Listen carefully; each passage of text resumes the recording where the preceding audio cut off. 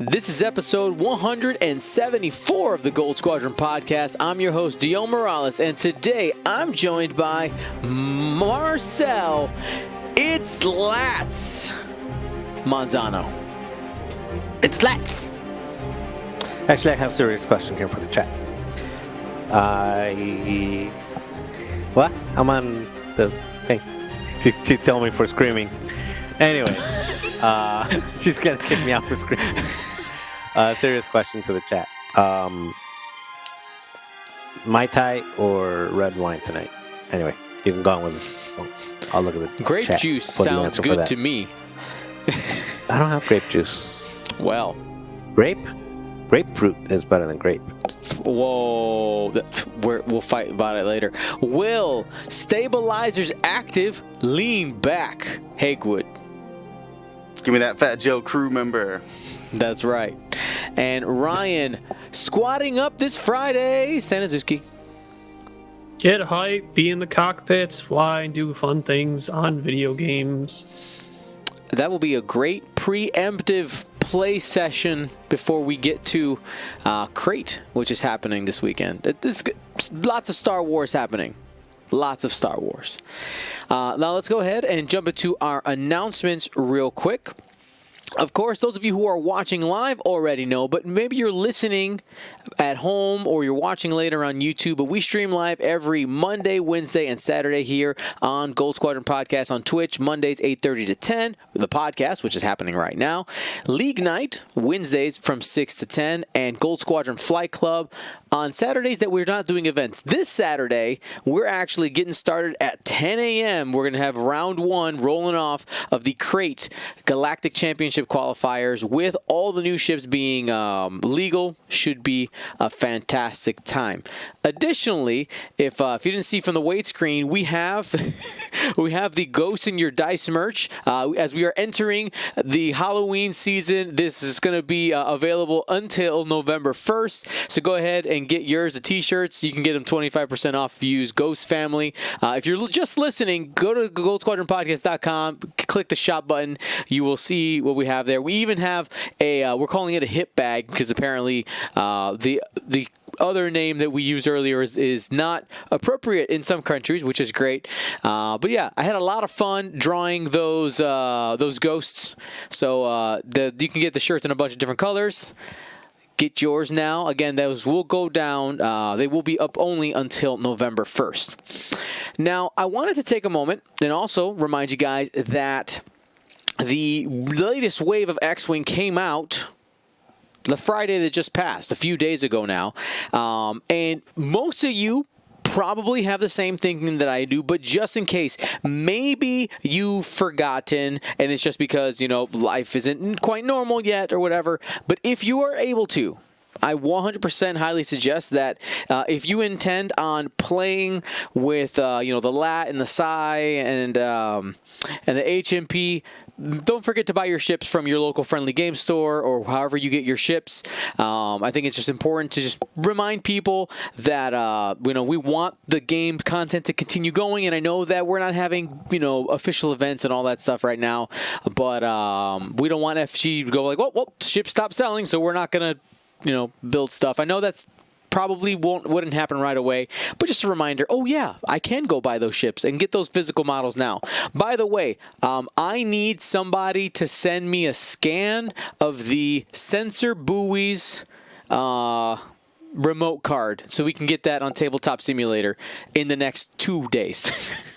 Okay? Because I was told by my store not to pick up my order because I ordered so much stuff, didn't have enough for me to pick up. So they took care of everybody else, and mine's coming next week in the next shipment. So I don't have that card to scan for Tabletop Simulator yet. Anyway, and then last but not least, want to remind you guys, share the news. I had talked about the fact that for patrons with upcoming swag in October, that there might be a delay. Officially, there will be no delay because I received the paper Captain Nims, and the plastic ones will be here on the 2nd of October, meaning after all those pledges clear in October, we will have everything I need to pack everything up for you guys and ship it off. Should be good. All right, let's get into it, guys. Today we're talking about the Psi Shuttle, the HMP, and the LAT. And I want to start our conversation, and if you guys are in the chat, let's go ahead, let's get this conversation started. I'm going to ask the first question here. Out of the three, which one, don't give me a why yet, which ship do you think will make the biggest impact, a.k.a. the most competitive out of the three?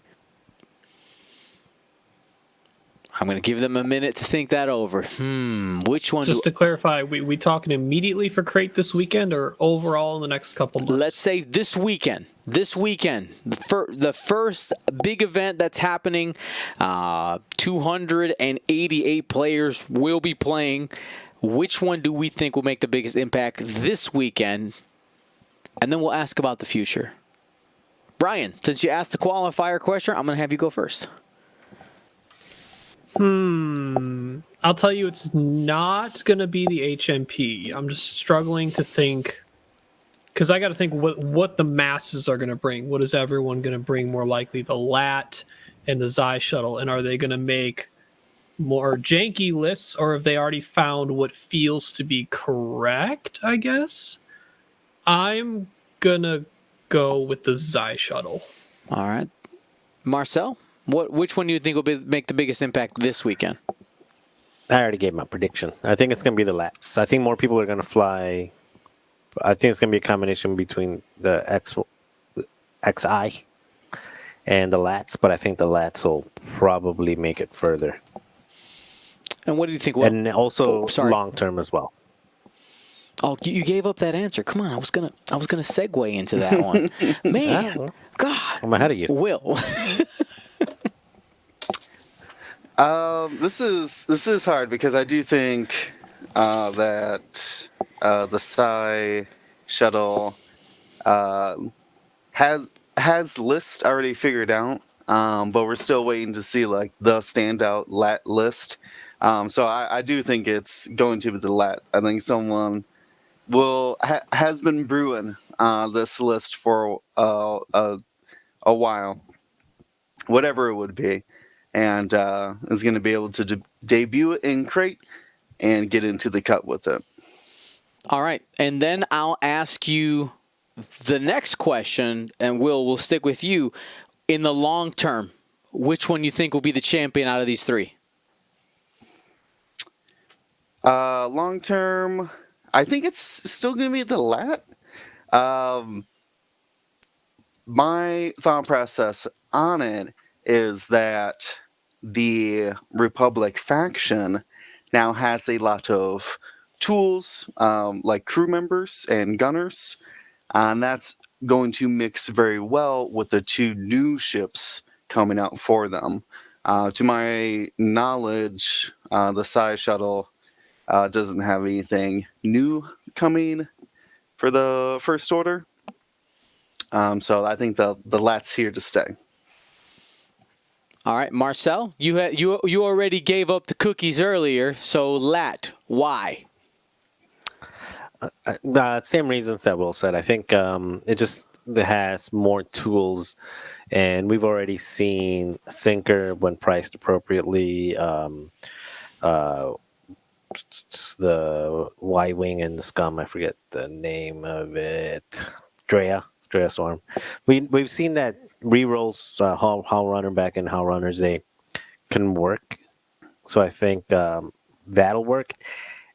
And immediately, I think that's probably what's going to make the bigger impact soon. It's just like something like Warthog with a bunch of spam. But I also think it has the right upgrades to be able to make a coordinating ship plus aces work as well. Either with Anakin Obi or with some of the new ETAs. ETAs? Is that what they are? ETAs? ETA 2s, yeah. Yeah. All right. And what about you, Ryan? So my short term was the Psi Shuttle. My long term will be the LAT actually as well. I think it does have, while Will made a good point saying that the Psi Shuttle has a lot of already pre-made things people have built together that are going to try that do seem pretty good. I think the LAT, like Marcel mentioned, is more flexible, has the opportunity to be a force multiplier for swarms with Warthog, keeping everyone alive, but also at the same time, the generic is still extremely viable in helping out aces using upgrades such as Ayla Secura for that super good focus link coordinate. And then on top of that, stuff like 7th Fleet Gunner, which makes adding a die really good when you get to reroll 2 of them. Yeah, and now let's now roll into the individual expansions. We don't necessarily have to talk about pilots or upgrades. You can kind of hit whatever you want there. Let's talk about the lat, and let's first hit Ayla Secura, because I think she that crew card, and I'll pull it up so that everybody can see it if they don't if they're not familiar with it. I think she is probably one of the standout crew members in the pack. So let me grab it right here for y'all. There it is. So Ayla Secura says, while an enemy ship in your bullseye performs an attack, if the defender is friendly and at range 0 to 2, the defender may change one blank to a focus result. But the more important part, which Ryan pointed out right there, is the fact that you have this focus linked to coordinates. So you have that opportunity to get in action yourself as the coordinator. You do something for you, and you're able to leverage that coordinate, that force, for an ability on somebody else. I think that's really strong. Really, really strong. Being able Without to get 2 stress. actions. Yes. Yes. Without stress. Absolutely. It's absolutely amazing. Now, can you go do ahead. this into a battle meditation ship and coordinate a ship to coordinate another 2 ships? Yes. I don't see why not, right? I want to say battle meditation does well. It's because it's a force upgrade. You'd have to be a force pilot with a crew slot. No, I'm saying that the lat coordinates a Jedi, who then coordinates 2 more Jedi, or something like that. Oh yeah. We've seen the multiple combinations of 4 or 5 battle meditation Jedi Knights specifically. They have to be generic. Yeah, you mean you can chain any you can use coordinate to chain any action after one. So yeah, absolutely, you can do some battle meditation shenanigans. Anakin use both upgrades? Y-wing Anakin? No, because crew slot is only R2-D2 because that's technically the pilot. Oh, okay. Yeah, I feel like I'm the only person who's unimpressed with Ayla Secura. I just don't think man. I mean, I get it for 16 points, well worth it. But is it really just the coordinate? Because having your own focus on a 1 agility 2 attack dice ship, I'm not impressed by. I mean, it's better than having nothing, and you're not stressed for it. Especially if you got barrage rockets or something. And if you get bumped, you still have a force. I guess. I mean, I get it.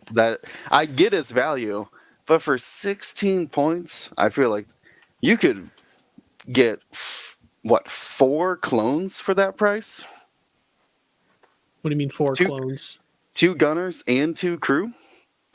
Oh, yeah. I mean, so the fact that we're having this conversation of Ayla is such a powerful ability, but you're hesitant on the amount of points means, in my mind, because there's still value to take her, that she's costed around the correct amount. Okay. Agreed. Fair enough. Yeah, I think it all depends. I mean, Ayla's there really to support. I think to support have a low initiative ship supporting a high initiative ship in Ace's build, where the gunners are there more to help support a swarm, because the gunners that are available are more of that swarm techie type of support. I see. Makes sense. Now, here's my question. During Gold Squadron Flight Club last weekend, we had John Babcock use Yoda. Now, this is a card that I'm hearing a lot of people just say that it's bad. There's this big blanket. I see. Yeah, Ryan. I don't know why I'm seeing that either. I think the reaction might be that the ability isn't spicy. right? Because it has to do with half of it. Purple maneuvers is something that we don't have access to yet, and purple actions isn't something that's very common outside of the evade.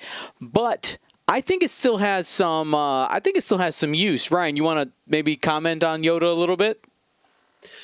Well, so it's a bit of future proofing, right? Because we don't have those ETAs out yet that have that purple maneuver, which is a 2 Talon. And if that becomes just a white 2 Talon, like that's really good. We just talked about Ayla Secura, who has focus link coordinate. You're not that far off when you just spend one of Yoda's force to do a purple coordinate, and you still have one force left anyway. So you're at 1 point cheaper, and you could, on top of that, when needed, allow a Jedi, currently the Aether Sprite, to do a white evade by spending the charge to trigger Yoda's ability. One of the things I'm thinking about is the developers had talked about originally the Jedi ship, of course, the Aether Sprite, had white evade. And they had to go ahead and make it purple. The idea to make it purple was a way to still give it evade, but have it cost something. That's giving up a force. I look at Yoda, and I see the opportunity for Jedi to be just a little more risky. Right? You kind of have a flexible platform to let a Jedi say, here's an evade. Go into that fight. You have a little bit of a security blanket. You can take some risks out there, and you'll be able to quote unquote take a damage or you wouldn't be taking a damage you maybe normally would. So I'm liking that. I think that seems at least interesting. And then the other pilot that we were talking about here was Warthog.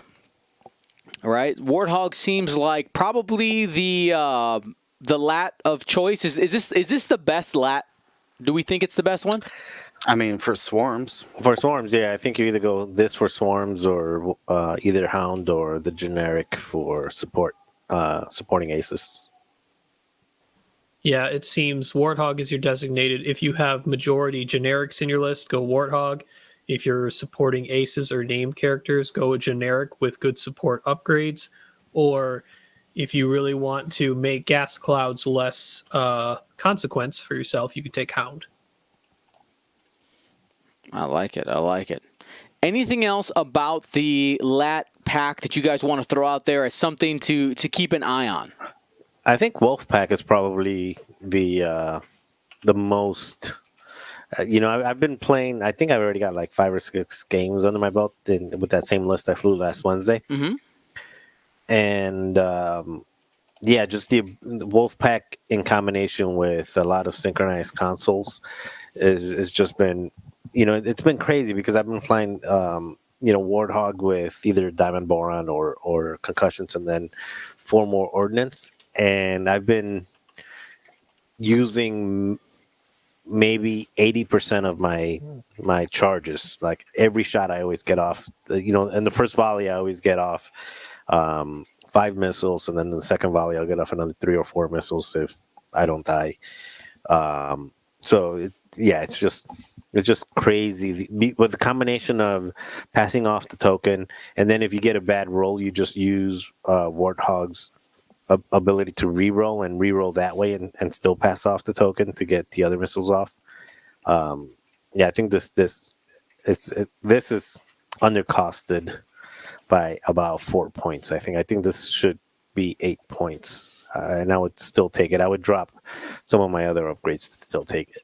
So do you think Wolfpack, the upgrade, is a crew and a gunner for anybody who's not seeing the visuals? Do you think this is the sleeper of the pack? You think this is maybe it's a sleeper? I think it should just be stapled to the Warthog swarms. Yeah, I don't think it's a sleeper. Even if you're not carrying ordnance, that it's a way to not have to worry about spending your charges, and you can still get rerolls on everybody. I mean, it's just guts. I mean, I've had people in a couple of games. I've had people just choose not to shoot me because they know they're going to get a bunch of missiles back. They'll be like, I'll pass. It's always good to get people to pass on a shot.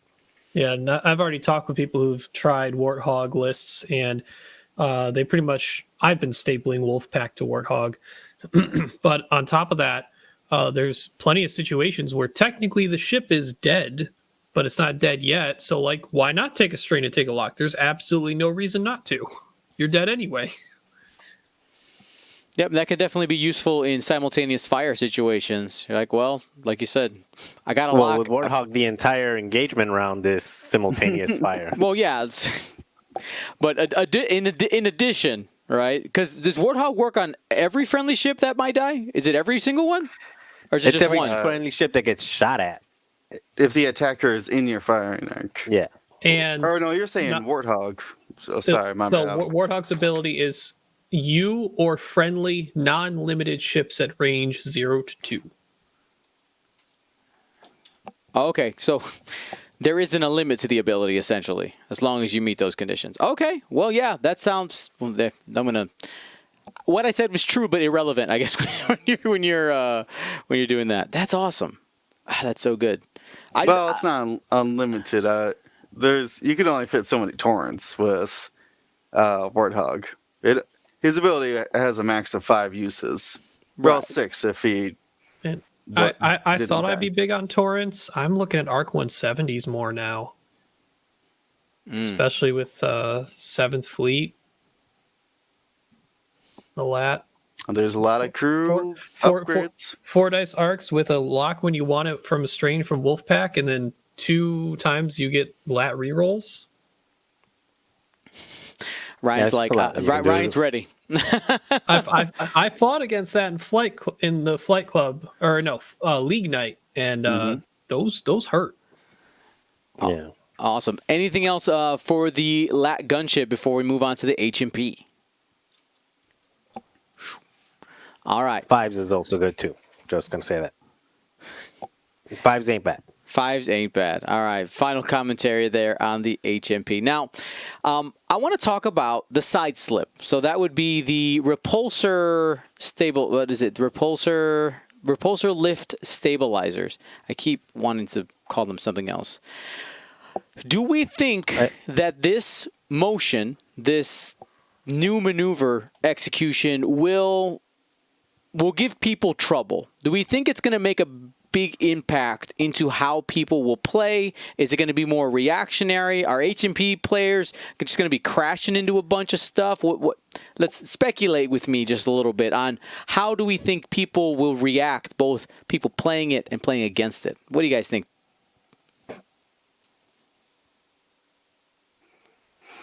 I think Ryan had said it a long time ago when we first got some information about it, and I never had put it into like I don't know, useful information. I didn't quite understand what Ryan had said about how essentially, unless you're the oppressors, your side slips almost always is going to be to bank. The hard maneuvers don't do a lot for the ship. You could just like one forward and would have about the same arc coverage. So I do think there's a predictability to it that just like a phantom decloaking, eventually we will learn the very few spots that you can actually side slip effectively. Yeah. Yeah, I mean, I guess that's. I put it on the board TTS a few times recently, and 2-turn is still a little tight. 3-turn, it starts to work. I think one thing people are going to have to get used to is moving around obstacles. Even if you 2-bank or turn around and you're facing an obstacle and you turn around, you're just circling around it. You're still pointing at it. So there's going to be, I can definitely see people doing a side slip, hoping it gives them more space around an obstacle, and they're just going to be pointing at the obstacle at the end of their side slip anyway. You're going to be like, oh, I'm still going over this next turn. Yep. Unless I do a 0. Yeah, definitely seeing the banks, they really do make the biggest difference. We had a couple people fly the HMPs during Flight Club this weekend, and the management of the space was definitely really interesting. And I think when you make the choice to flip it, I think you're just going to have to be very conscious of your board positioning and what you can actually do, and understanding where you face. Your arc is going to face that same direction.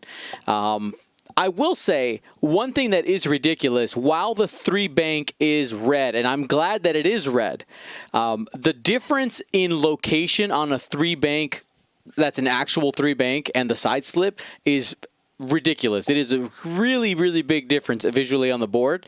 So that's going to take, I think, HMP players some time to manage and visually look at the board and see, where does this actually put me?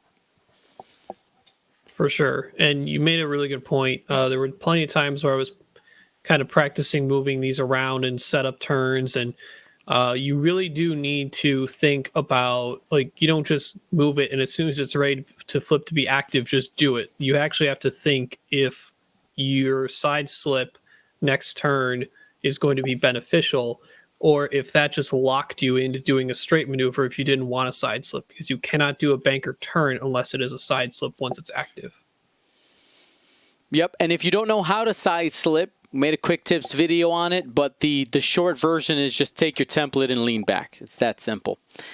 All right, the next one I want to hit is Kalani. Kalani is one of these tactical relays that, from what I'm seeing, a lot of people have mixed feelings about how good it is, how good it can be. I'm gonna go ahead and read the ability to remind everybody. So it says, after an enemy ship executes a maneuver, if it is in the bullseye of a friendly ship at range 0 to 3, you may spend 1 charge. Remember, this one has 3.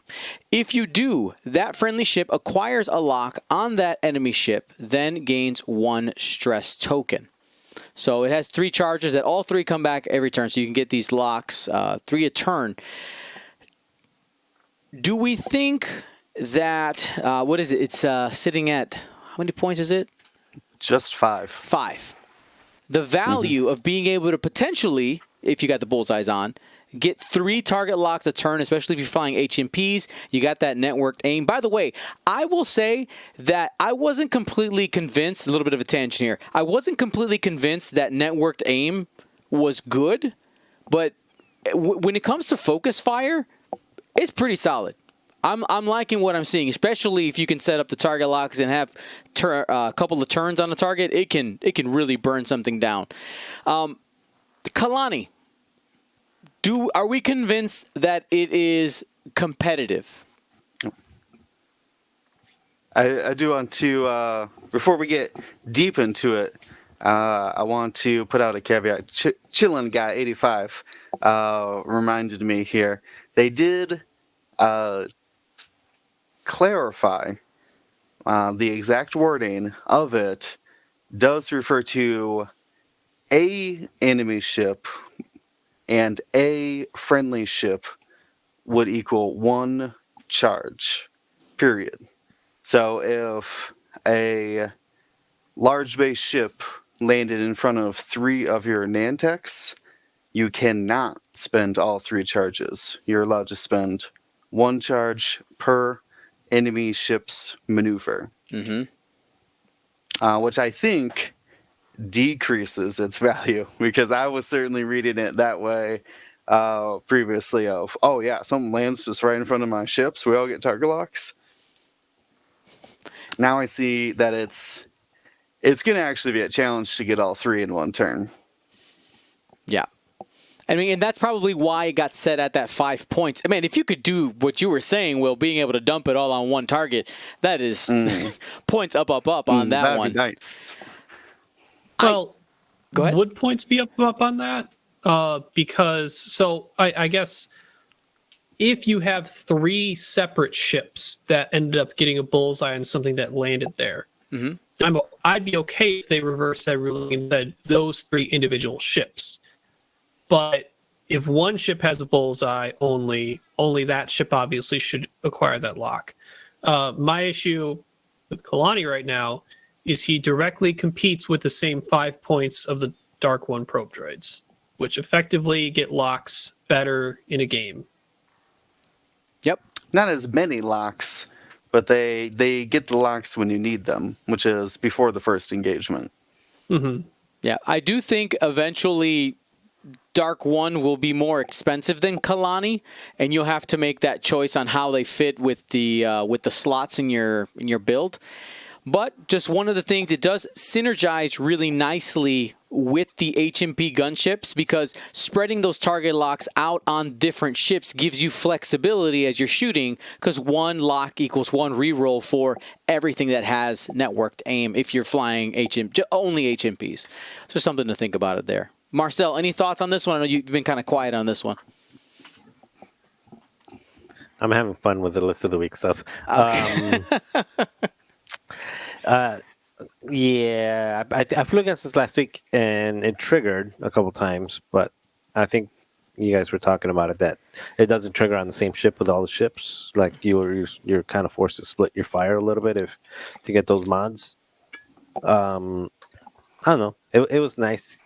It seemed like when he took it, when I played against it, there was no consequence because the ships have an easy way to get rid of stress. So I think it seems fine, not great. I would probably, it's half the cost of Kraken for a reason, and I think it belongs there. Probably the way I would put it. Yeah, I can really only see Kalani being used on lists with Nantex that they don't have locks to use Dark 1 probe droids with in the first place. All right. Anything else in this HMP pack? I know we actually didn't talk about any specific one of the pilots. Which do we think is the best? Is it the oppressor? That's a Geonosian oppressor, right? No, the Geonosians can carry the new cannons, but the oppressors have much better side slips and barrel rolls. So it's hard to say. And also, we didn't cover everything in this pack. But go ahead. I didn't say everything. What do we want? What do we want? Do what you want, Marcel. There's Concussion something. bombs. Well, that's generic upgrades. That's a generic upgrade. Yeah. Yeah, but it's in this pack, right? But yes. But if you look at the notes, it's in the bottom. I don't know. You're asking too much of me. So Read? not including points, sure, the Onderon Oppressor, like I mentioned in the past, I think is still the best ability. The problem is to even use that ability on the best way possible. You put the 3 points stabilizers on there, and you're looking at 43 points. That's rough. That's almost what, a T70? That is more than a T70. Ooh. Oh. A T70 is 42 points, so you could get a blue rookie with BB. Extra. Oh. Yeah. It's rough. That calculate better be worth it. Like any I3 HMP is just like the Separatist Predator, the Onderon Oppressor, DGS-2, 86, they're all highly costed. I mean, I guess the Separatist Predator's 36, but like you'd have to give me a good reason to spend the 2 extra points to just drop back down the I-1 Backdoy drone. We talked about earlier that the Geonosian Prototype, based on the ability alone, was DOA. Little did we know that it was going to be the only cannon-carrying HMP. Mm-hmm. So if you value cannons, and I think there is value to a cheap carrying tractor beam HMP, they have built their own value. We are the only cannon carriers, therefore we are value. We have a function. And because DGS 047 is only 1 more point than the Backdoy drone, which I commonly find 1 point left in the list, his ability is really good to help provide a flexible lock when you need it, because you just, after DGS 047 performs an attack, if the defender is in your front arc, you may acquire a lock onto it. And then every other HMP, if you have more HMPs in the list, shooting afterwards, gets their network aim on that target that you want to focus on. Awesome. All right, cool. So Ryan, what's the standout? I had to name one. If I had to name one, probably the generic Vectodrone. The efficiency option. The efficiency option, that like cheapest guy that can bring probe droids. Fair enough. Makes sense. Because I do think the HMPs are the best probe droid carrier, because they can go the furthest out into the board and side slip their way back in and retreat a bit and not commit so hard and other ships jump on them. Fair. So, Bactoid drone, best drone? Question mark? We'll find out. I want to move on to the Psy shuttle, and I think this is the one that I've seen a lot of people like fanboying over the LAT because it's a cool ship. But I think this is the Psy shuttle is the one that I've seen the most amount of like building, which we've already talked about that a little bit, right? There's the known commodities that are out there, and I want to start by talking about what is probably one of the most talked about upgrade cards out of this pack, and that is Agent Terex. Absolutely amazing. Absolutely amazing. And for the cost, what's that number again, gentlemen? 6? 5? Whatever it is. Value. It's 6. 6. The cost is surprising. Yeah. Mm-hmm. Yeah, it is fantastic. Being able to have that flexibility with the calculate tokens, passing those around, it's just really, really good. And then the backside is fantastic as well. Ryan, you want to break down this card a little bit for us? Yeah, sure. So we have Agent Terex front side, because there are two sides. Set up, equip this side face up, and place 3 calculate tokens on this card. At the start of the engagement phase, you may choose a friendly ship at range 0 to 3, and remove 1 calculate token from this card, and have a ship gain a magic token. Then, if there are no calculate tokens on this card, you flip it to the other cyborg side, which you roll a dice in the system phase. If it's a hit or crit, you gain a calculate token. If it's a blank or eyeball, you get a jam token. And then you can action to transfer either of those tokens to range 0 to 3 to a friendly or enemy ship. There's so much flexibility, right? And that is, the flexibility is one of the characteristics of pilots and upgrade cards that have always been at the top of competition. Is you can do a lot of different things in different situations. I want that. Marcel, what are your feelings on Terry? Or sorry, Will, go first. I was just going to. You brought up that it's. Or maybe you didn't say it directly, but made me think that comparing Agent Terex to a Force crew, because you get essentially he's a 1 Force if calculates equal Force charges, which they normally do. He's a 1 Force crew for 3 rounds, and then you have a 50% chance to be a 1 Force crew member after that. Plus other things, like that's mind-boggling to me. Well, the other things is being the most dangerous jamming ship in the game that has that card on it. Yeah, 0 to 3. Because the ships that could carry him don't have the best time on target, so you got nothing else to do other than jam or coordinate. So, man, it's just really, really good for that price point. And now, compare it to K2SO, who's 8 points and gives you a stress every round. Value. Yeah, I think it's what we call it. And I think this Terex card does one other additional thing that we were joking about before we actually went live, and that is the fact that you probably shouldn't fly Agent Terex as a Psy shuttle. Don't. Like, if we're talking about competitiveness, okay? Now, if you're in it for the lulz, go for it, okay? By the way, the FFG rules reference update, which we're going to hit after we're done with this, made me have to delete the quick tips video before the last one because it is no longer valid. It is untrue. They reverse course on what it was before. But anyway. Don't fly this ship. If you're gonna bring a Terex, the answer is bring the crew card. That is the answer. Now let's talk about the size shuttles you should be bringing. Let's start with my almost namesake. Malarus.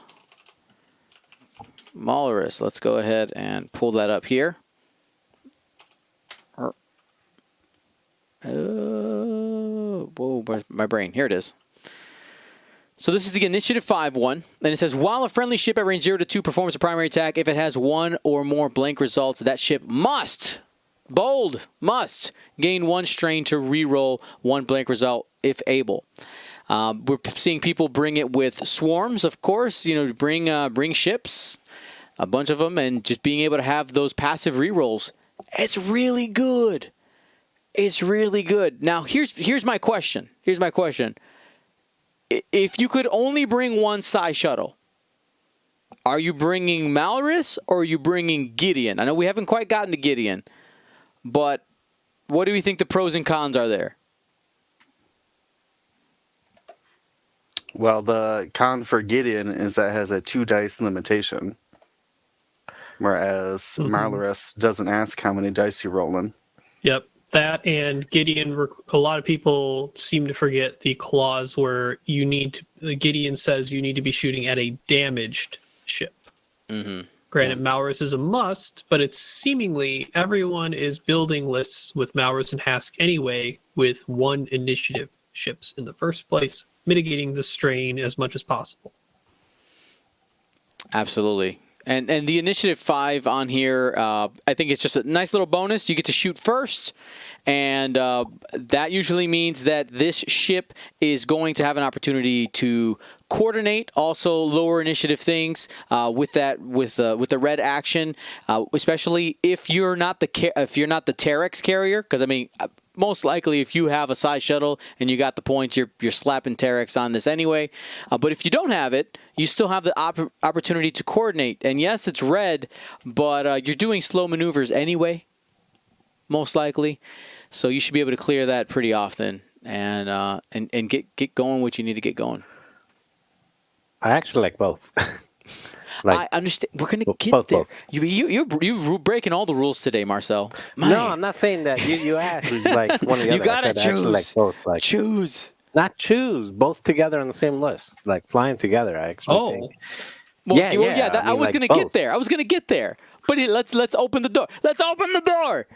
Marcel slamming the door. All right. So Gideon, if you're not familiar, he says a friendly small ship at range 0 to 2 performs a primary attack against a damaged defender. If the attacker rolled 2 or fewer attack dice, it may gain 1 strain to roll an additional attack die. Quick note, that does mean roll 2 dice and then decide if you want to do it. Then you add the 1 to the pool, okay? That's the order of that. So now, Marcel, you said, why just 1 when I can have 2? State the obvious. Why is it good together? Why? Because you can come in and you can roll 2 dice and then add another die, re-roll it, and then roll the whatever the results are. So if you put these in together with, let's say, an advanced optics FOs, just Initiative 1 FOs, they're potentially rolling and re-rolling 3 dice and can do, I think you could fit like 4 of them, 4 FOs that way. So you would have Hask, Malarus, and 4 FOs that are... So I mean, and they're potentially rolling 3 dice at range 1, 2, or 3, with rerolls and potential rerolls depending on damage going in. But I don't know. It's gimmicky, but these ships don't die that easy, so I think it's fine. All right. Now here is one more question. We haven't talked at all about the generic. Does the generic have a place right now in the competitive scene? I mean, Gideon's 2 more points for 2 more pilot skill. Man, you'd really have to. I think the only use of the generic is if it is the Malorus crew carrier. I think the Malorus is the one that only works on friendly, non-limited ships, everything 0 to 1. Mm-hmm. So if you want to use your own Malorus, you got to be a generic first order courier. But I don't think Commander Malorus is competitive. I don't think it will work enough times for its point cost. Now, somebody in the chat asked an interesting question. I hadn't even thought about this. Somebody said, Snoke carrier, question mark. Do these things have multiple crew slots? They do have two. They have two. Mm-hmm. So Snoke is a card that we haven't seen people. The last person I saw use it, I think it was, oh my goodness, it was Doug Howe.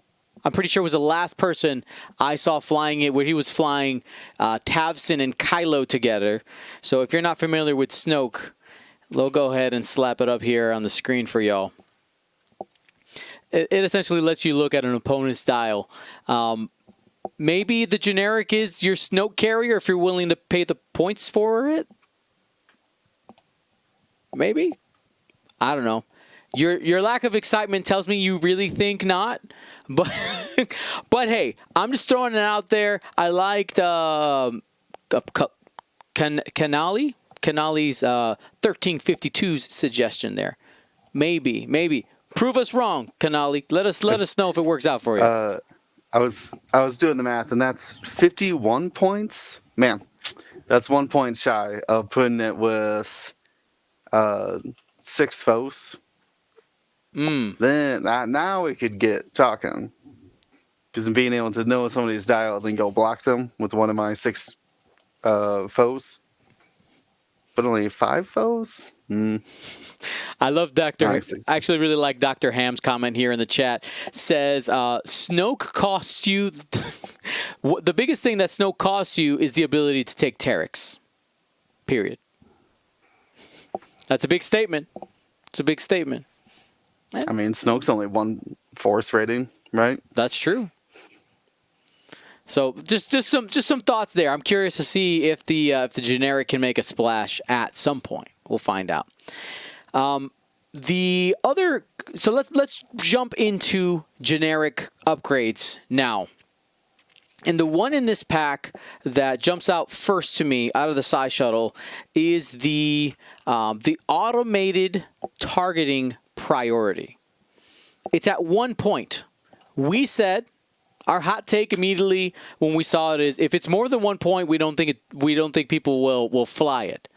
But at 1 point, do we think this is like a competitive tech card when you compare it to other 1 point crew or 1 point upgrades? I do believe so. But I will, this is public service announcement here, levels.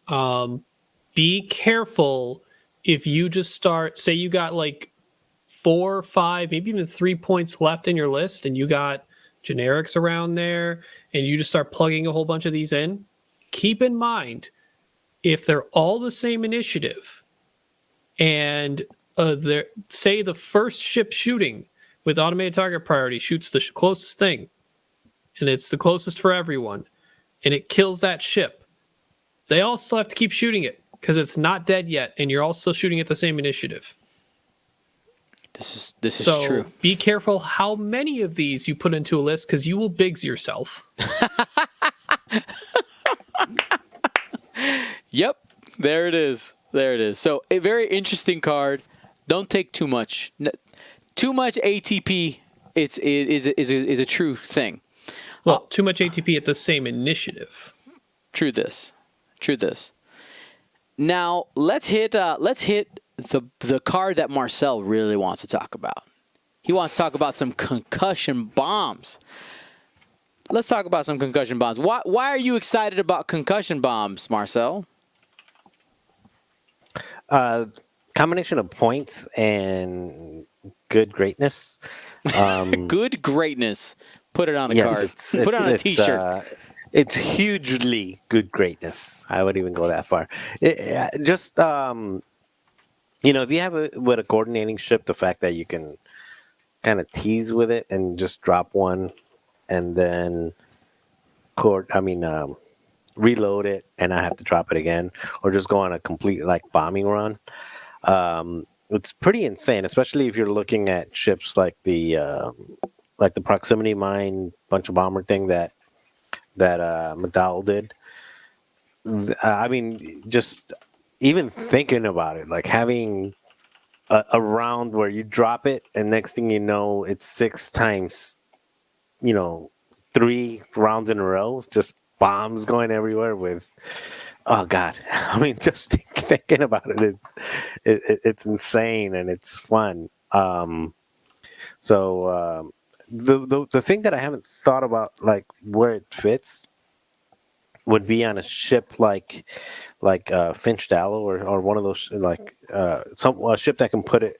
You know, I think there's other ways to use this because you have to use it every single turn.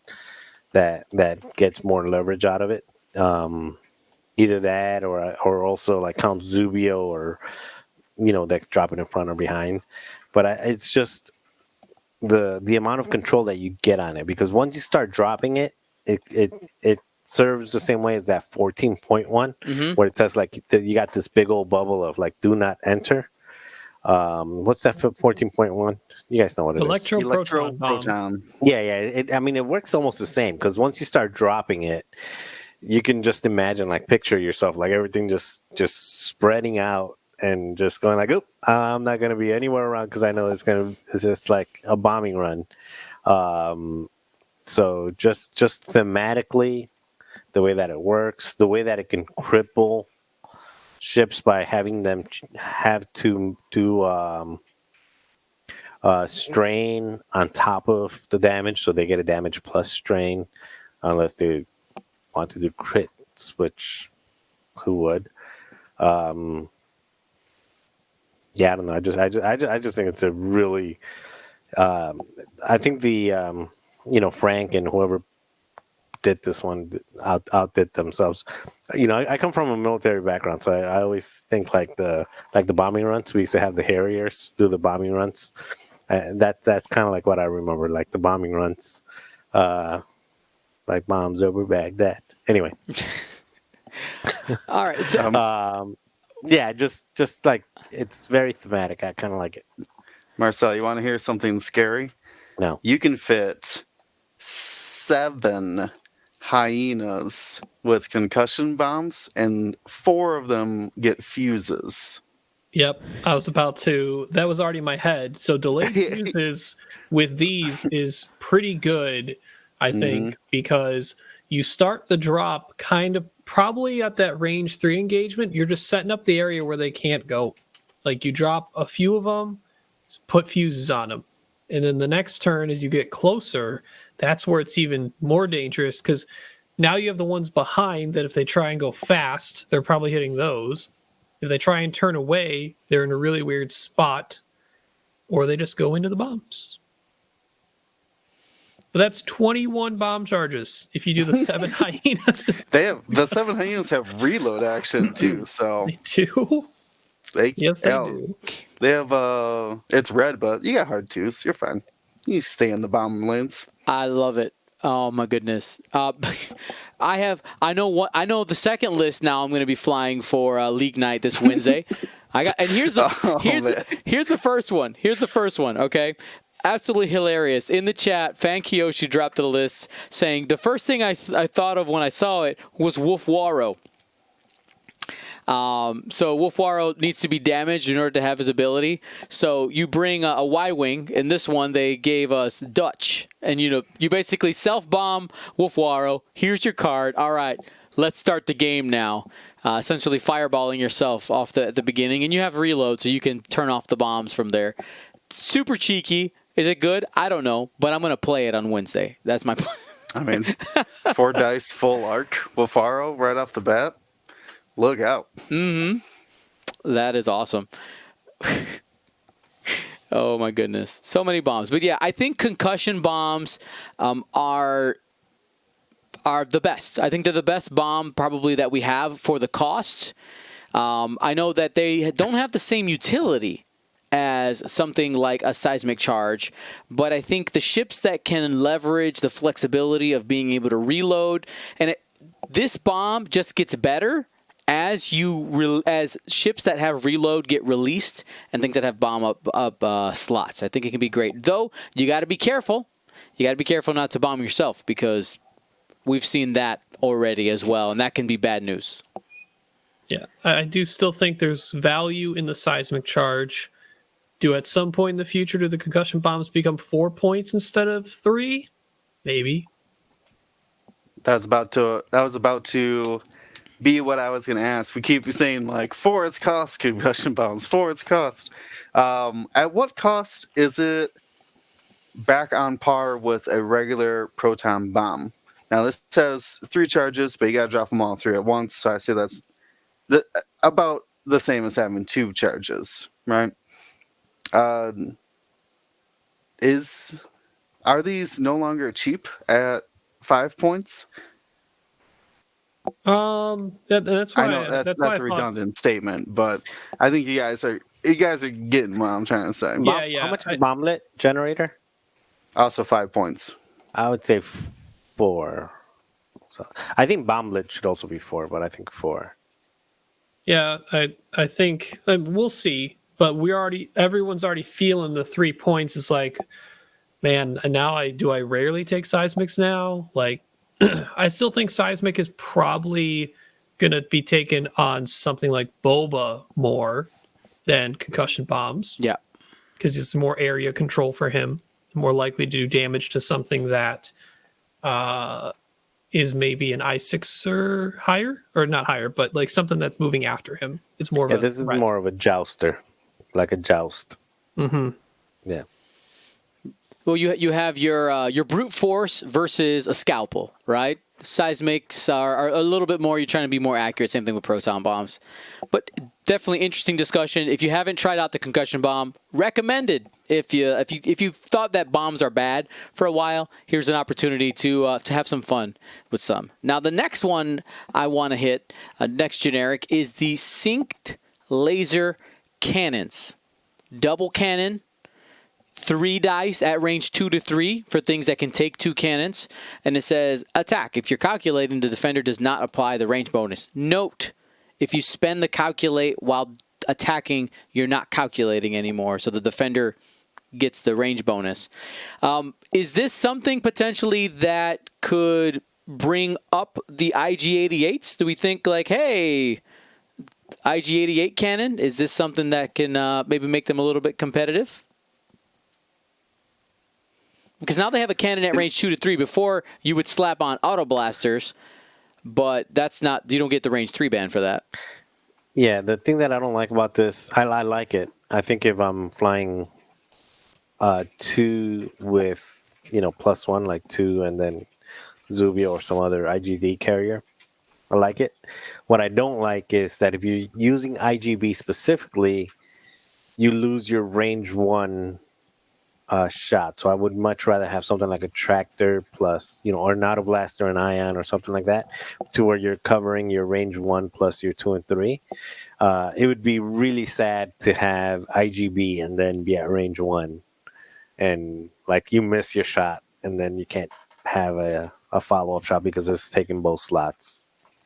So that would be my sad moment. It's like you're flying against a Fenrir or a Sunta, and they're like, okay, I'm just gonna come in range 1 of you, and now you're not going to get a second shot. That's true. I mean, that would be definitely the strategy against. Yeah, it's going to be interesting. I'm curious to see what ships. Because right now, how many do we have that can actually take it? We know that one HMP gunship can take it. The Geonosian Prototype. The Geonosian Prototype. Mm-hmm. We have the IG-88s. That can take it. What else has 2 cannons? The B-Wing? B-Wings. There you go. Yep, and they do have the K2SO crew, so you can get them and calculate. And the eventual TIE Brute. There you go. Of course. TIE Brute cannon, question mark? Now, I was wishing that, I think they probably chose not to for a reason, but I was wishing the LE, the LAT, would be able to take this out. I would have loved to have a lat with this. C3PO and this, yeah. The lad has so many upgrades already. Marcel's like, What's one more? But more Oh, exactly. two more. There's Two more. That's two more. I don't know if I want to give Republic access to tractor beam. Like, what if a lat could tractor beam, give a reroll, and an extra die to a Jedi? Oh boy. Minus an agility on the target, put the target right in front of the Jedi CLT, and then give her rerolls an extra 7 fleet die. That's a lot of debuff and buff. Marcel's face says, "Why not?" I know. I can tell. Fantastic. All right, now let's go ahead and the last generic I want to talk about, at least that I have on my list, is the multi-missile pods. Which one of you wrote this most overpriced upgrade in the game? Question mark. It seems like a Ryan comment. Yep. That is a very me comment. Man, I mean, I thought I was surprised at Agent Terex's price being so low. This one is high. I don't. In a world where we have barrage rockets, that's 8 points. These multi-missile pods are also 8 points? I'm really confused. I would debate using these at 4 points. yeah, break down who can actually take them again. I know the Bactoid hyenas can. All the HMPs. Yep. Your TIE All the aggressors, your gunboats, K-wings. No. No, sorry, not gunboats. Yeah, you're right. It's not gunboats. No, Gunboats can. We yeah, it was a synced laser that we thought gunboat, but didn't work. K-wing, TIE bomber, TIE Punisher. Lat, Punisher. Is it because it's so universally accessible with that with the attack restriction being calculate or lock? Is that what they're trying to prevent, is basically spamming this on aggressors? They're trying to stop 'Cause they our are TIE aggressor dorsals. overlords. That's but the plan. dorsals are just better.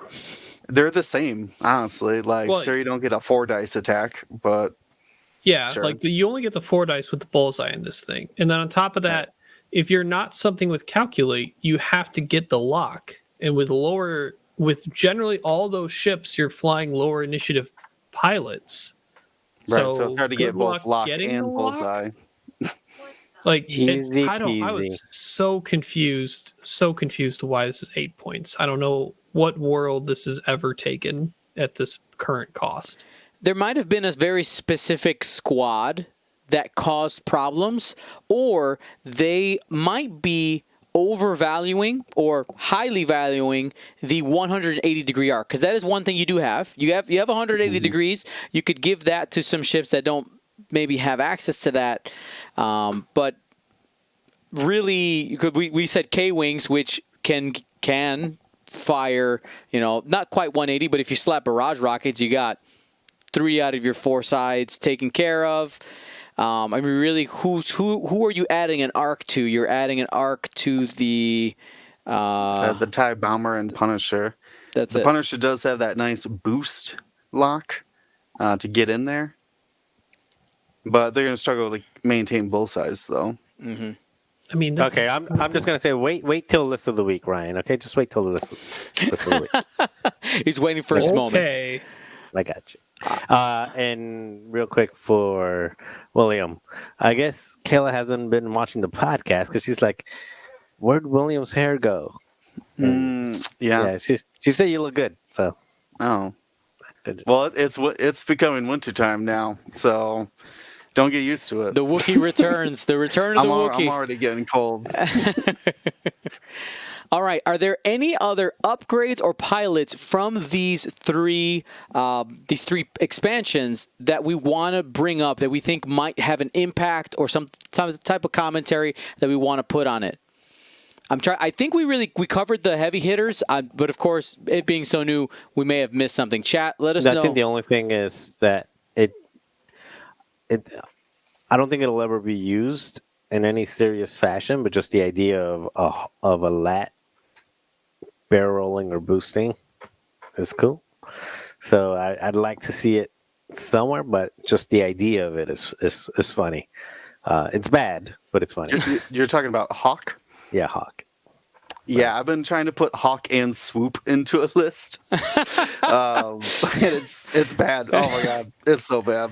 I don't even know how I would fly any of it. Well, Swoop's the V19 that lets people boost for a stress. you could try. It sounds like fun. That sounds like It fun. sounds like more. It sounds like a lot of moving parts. Literally, a lot of moving parts.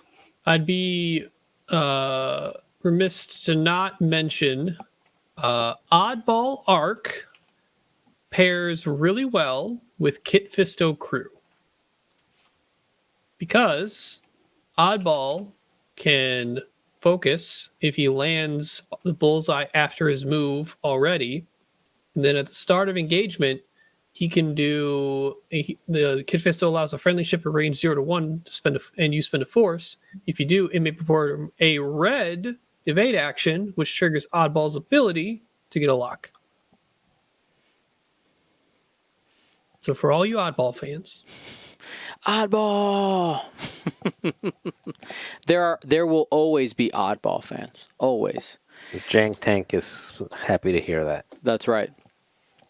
Now you got to actually end up drawing a squad that has both those in there for it to matter. So, yeah, that was a great discussion. I'm looking forward to seeing what Crait brings us and what combinations that we have seen, or that we have talked about, will we see, and if somebody has something in their pocket that they're just waiting to unleash on the meta. Now, I gotta address the elephant in the room. The Nantex Menace, the bugs. I had to bring it up. I'm sorry. Of these three expansions, of these three factions, who do you think has the best fight against them? I'm not asking will they win the fight, but who has the best chance? Marcel, your opinion. I feel like a broken record saying Lat. I mean, that's fine. But that's your opinion. Yeah, I mean, there's reasons for it, but Lat. All right, Ryan? I'd agree with that. The Lat. And Will. Man, if the HMP gunship would have at least an I-4 pilot, they might stand a chance. But no, it's Lat for sure. All right. So we'll see. We just got to wait and see. We just have to wait and see. Now, I want to jump into the rules reference because we did have a lot of things added. Some of these things we're going to just roll through, mention it, because we got 20 minutes to a half hour left in the show. But there were quite a few things that got added here. So let's just start rolling. Gentlemen, I did leave the link to it in there. And essentially, we're gonna go in order. But we're going to start with, if you didn't notice, FFG added in the rules section a really nice PDF that has the updated text for any cars that were errataed. So they're all here. And they do say that this paper you're not supposed to use the paper in lieu of the cards. You're supposed to kind of like have them both. My suggestion, like if you want the edited text, you just like if you're playing in person, you go ahead and you take your card, you put it in a sleeve, you cut this out, and you put it in front. That way you have the updated text if you need it. I would suggest at a tournament it'd be good to have the actual text there. But of course, your judges and TOs will take care of you there. And there might even be an errata here that you didn't realize existed if you didn't flip that far back in the rules reference. I do like that they made a separate PDF. So this is a thumbs up to FFG. Great idea. This is straight from the Fantasy Flight Games website under the rules section. It says errated cards, and I clicked it, and this is what we had. And I hadn't seen people passing this around. I think it's important to notice that it is in there.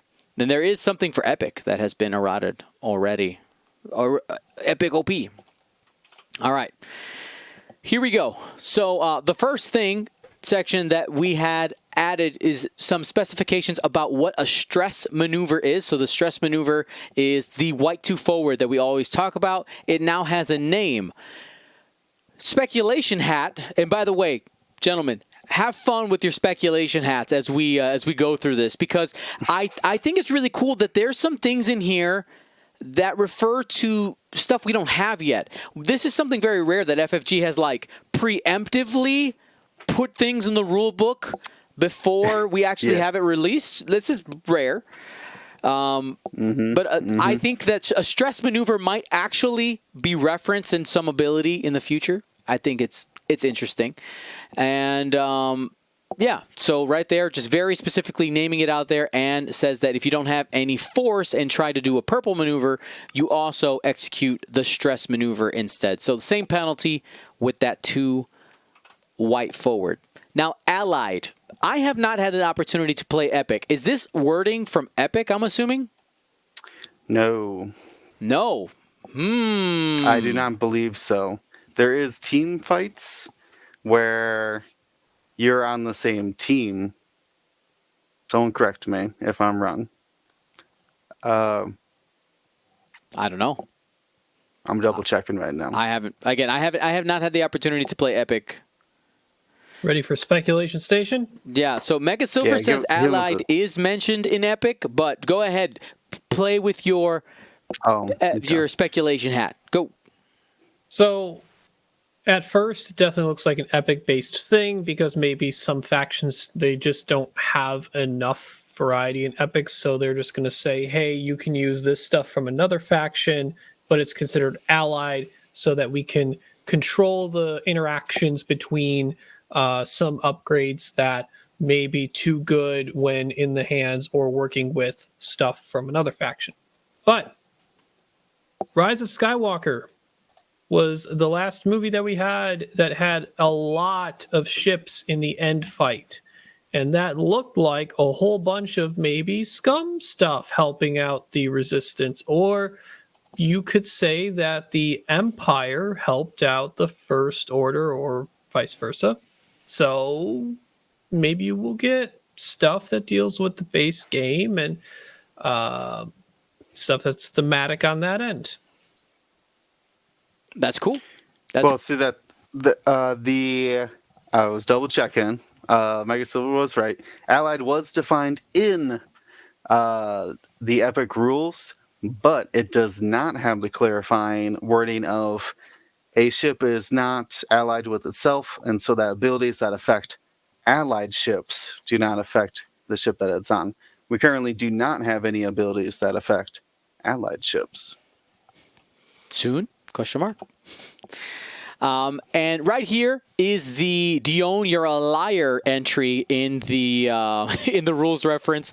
They did specify that when a ship spends a charge, it does in fact lose a charge. It is lost. So if you really want to go fly Agent Terex in the Psy Shuttle, give inertial dampeners to Quick Draw and do the combo in order to trigger off her ability, go crazy. It works now. And yeah, so that's that. And they also defined negative recurring charges are ones that are lost over time. Again, just giving it a game term in the rules reference now. Right now, negative recurring card recharges would be what has a countdown timer on it. It's something in the new expansion that they've released. Autopilot. There, yes, Marcel. That is a great yes. Oh, gee. I mean, Marcel's like, how would I forget? There it is. Okay. Yeah, and instead of putting the sentencing clause of at X phase, you need to spend the charge, and then if they're all gone, this thing happens, they could just put the arrow pointed down and say, when empty, does this thing. There you go. Save themselves a little bit of card real estate.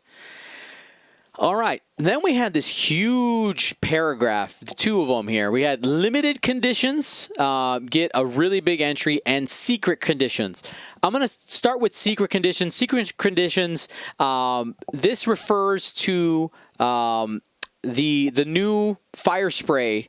What's the name of the transforming She's a changeling. The changeling, yeah. Zexel? Zamwizel. Zazime? There you go. I kind of smashed the names together. There you go. So it's the card where we were basically it's you activated my trap card. Secret conditions. Yes, so that's that one. Limited conditions assigns a new instance of a limited condition. Just looks like it's something that doesn't stick around for too long. I actually hadn't read this one too much. Some condition cards are limited, meaning that each player can have a limited number of instances of that condition in play. I mean, that makes sense. Just looks like some clarification there. I don't think there's anything that we're missing. Yeah. Here we go. Next one. Purple maneuvers do, in fact, cost a force. It is confirmed. Now, this last paragraph on the bottom I find really interesting. Will, can you go ahead and read that one for me? Under purple conditions? The one that could never be... Yep.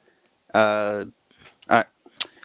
A purple maneuver can never have its difficulty increased or decreased, and a non-purple maneuver's difficulty can never be increased to purple.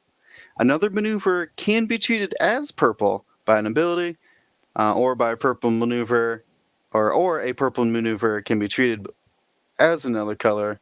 For abilities that compare difficulty, purple maneuvers are considered more difficult than non-purple maneuvers and the same difficulty as other purple maneuvers. So they confirmed that, what is it, damaged engine on your pulp shuttle will not make your hard twos purple. Yeah, so I think that's just an important thing, and especially that's an important clarification, especially if you do have something that's carrying around a force like Palpatine. All right, the next makes sense because that's for. Yeah, I'm trying to think of difficulty was Django's, right? Mm-hmm. So Django is wants his enemy to do more difficult maneuvers than him. Mm-hmm. So I think it's very befitting that it would always work for him. Always. Now, Marcel, the next one I want to talk about is under jam. All right. In the jam section, we have a clarification. It says, if a ship has multiple green tokens or locks, the player whose effect causes a ship to gain the jam token chooses which green token is removed or which lock is broken. Why is that important? Was it ever in question? It was. I think it was. A lot of players would argue about who gets to choose. Like did not actually have this clarification. Okay. Who gets to choose? Well, I guess it matters if people were not listening to the judges. But it matters because, if you have a target lock on, I have a target lock on Will and I'm pointing at Will. Mm-hmm. And I also have a target lock because of R3 on Ryan, and Ryan is flanking me. Ryan is, Will's going to want me to pull the target lock off of him and keep it on Ryan. But no, I want to do the other way around. It matters because of reasons like that. Or if you have a focus and evade, if you're shooting at them and they're a 1 agility ship, you want to get rid of their evade instead of their focus. Yada, yada, yada, yada. Reasons. This should never have been a question, but I guess it was. And Will, I think you're giggling up there. Do you know the other reason why there's a crew coming? Anybody know? Somebody in chat knows. I think someone's screaming it out. The Hondo Anaka. Jam's friendlies? Jam's enemies? Is that what you're talking about? Yeah. Pick a ship to coordinate, pick a ship to jam. Yep. That's right, yeah. Super fun. All right. Linked actions got some clarification. The important one is that you can't link off a link. Okay, so the great example there is in the second paragraph, right? So if you have focus linked to barrel roll and also barrel roll linked to evade, you can't use the barrel roll that you linked off of, that you got as a linked action to link into another thing. You got to have it as another instance. But of course, you can only do a single action a turn. So any single action a turn. So it's just important for other shenanigans, and I think it also opens up some design space that they can start to mix some of these, because we haven't seen too much of that overlap in linked actions, and this clarification will prevent the confusion. This I think this breaks my epic Corvette build, where I was linking like 5 actions together. Sad Panda and Epic. All right. Rotate a ship. I find this one interesting and slightly confusing. Ryan, you want to talk about it? All right, so there were a lot of questions that detailed what happens when you rotate a ship and they're so close to another ship that the nubs or the lack of nubs now changes its distance millimeters ever so slightly, and it's not exactly fitting. Most people think it just, there was questions on what would happen. But overall, the bullet points: rotating a ship does not count as moving if rotating a ship would cause a base to overlap a ship, such as if the front or rear guides would physically be placed over the ship's base. It cannot be rotated, and the effect is not resolved. If rotating a ship would cause the base to overlap a non-ship object, such as an obstacle or device, it does not resolve the effects of overlapping that object. However, it is at range 0 of that object. It applies any effects that entails. Yeah, so that means if you rotate and like clip a bomb, it doesn't go off, or sorry, a mine is the correct term. It doesn't trigger there. You don't roll if you clip a asteroid or a debris cloud, any obstacle. But if you are on top of that after the rotate, on top of a rock, let's say, on top of an asteroid, you can't shoot.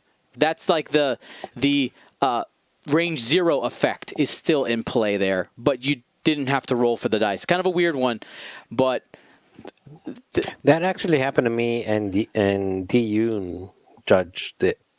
It was I dropped a proximity mine on a strutted, I forgot what it was, but on a strutted ship, and I had a delayed fuse, so it didn't trigger, and then he rotated on top of it, and that was like a judge call to see if the rotation made, because the struts didn't matter about the rock, but to see if something happened with the mine, and it was, DU declared that he did not trigger the mine for rotating on top of it. Mm-hmm. It's interesting that they clarified rotating does not count as moving. So if you're a U-wing that ended on a debris or a cloud, and you rotate the next turn, your 0 stop still is a maneuver, though. Oh, but it's okay. So moving versus maneuver, that's true too. Just trying to think like why that needed to be clarified in that manner. Probably, I think it's only just for the overlapping, because you have to have moved to overlap something. Well, you rotate when you're attracted as well, correct? That would fall under these rules, right? If you choose take the stress. Well, to if you choose to rotate. I think so. It's an it's kind of an interesting entry in there for sure. We'll see how often it actually matters, but I think, Marcel, the situation you were talking about, that the close bomb is probably going to be the most common one, or the close obstacle. So we'll see how it takes effect. Let us know in the chat if you ever if this comes up, because I know we've seen it a couple times. There's a clarification for how to side slip. Watch the quick tips video. It'll take you less time. Lean back. Lean back. That's it. All right. And we got this clarification about keywords. So it says some upgrade cards have the keyword restrictions. Excuse me. Only ships with those builder keywords can equip them. So this would be things like light side, dark side, something that they had built into the game originally, or at least the concept, but didn't actually have a name for it yet. Now they're specifying that now. Standardized is a really interesting one. Go ahead and hit that one, Will. Some upgrade cards have the standardized restriction. During squad building, if a player selects a ship with a standardized card equipped, each ship of that ship type, i.e. full name, in that player squad must equip a copy of this standardized card. So if I would like to think of this one for the clones, if you are equipping the 501st clone, a standardized upgrade to one of your V19s, all of your V19 ships would require that standardized upgrade card. Right, because we don't have any yet, do we? Or do we know of any that are coming? No. This is just speculation. But you could see, I mean, there's a lot of every faction could definitely get some sort of squad or I would say fleet, but I guess there's not that many ships. But you can imagine. Yeah, I Rogue think Squadron. it's a really cool design space that I think people have been talking about this idea for a while, and it has come up a lot with like oh, make it a title is usually what people will say. Like you had said, Rogue Squadron or a certain group of people. Ryan, you had something you wanted to throw in there? So I think we could barely see in the Tri-Droid fighter, and I believe FFG hinted this at the Gen Con reveal, that there is going to be an upgrade coming out that tweaks or changes or replaces network calculations. I wouldn't be surprised if that was the first standardized upgrade, so there isn't a chassis in the list where you can have two of the same chassis, one of them that has network calculations and whatever the new replacement upgrade is. That's really interesting. I guess it also Separatists seem like the standardized type of faction that they would like. Maybe they make grappling struts or these configs a standardized thing. It reduces the confusion of people trying to remember, and especially opponents trying to remember from my list. Oh, which ones, which grappling struts or what vultures have grappling struts or which HMPs have the, stabilizers. And if you just standardize it, that not only could help for less confusion, but it might actually reduce cost on them because you're increasing the cost by forcing all those chassis in that list to start taking it. Yeah, I think it could be a really cool design area for them. Go ahead, Will. Yeah, Catherine actually brought it up. This could be a way to change existing upgrades by giving them the standardized restriction. They mentioned struts as one example, or what would be another one? Like the Alpha class titles, they could only have the same Alpha classes in your squadrons. Yeah, I mean it's a way for FFG to gain design space, but also have another tool to maybe calm something down, right? A really common occurrence. You talked about the struts, right? There was Duncan Howard's his list that he won with in Texas. He had some of them with struts, some of them without struts, and that flexibility with the 1 point was able to fill a squad a certain way. If you were forced to take them or not, that completely changes the squad. Yeah, let's get Crackshot standardized. You gotta bring it. All your ships. You must. You bring one, you got to fill them all. All right. Everybody. Next one, structure. The abbreviation for this is "we can't tell you yet." Is essentially what structure says. There's a couple of cards that we've seen. The one that comes to mind right now is the Mars Sable maneuver. That EPT refers to a structure, but we have no idea what it is. And it literally says the last sentence: "There are currently no structures." It's almost like Max said, "I need to bullet point this in here just so that I don't forget to add it for the next update." That's kind of what I see there. Yep. Stop what asking. What is the structure? It doesn't matter yet. Stop it. Was the hyperspace ring a structure? Do you remember when that was talked about, or was that an actual ship? I think that was mentioned as a structure. Yeah, I think it was mentioned for structure. Mm-hmm. But yeah, and remember, those hyperspace rings can't even be played in standard play. So RIP, epic only.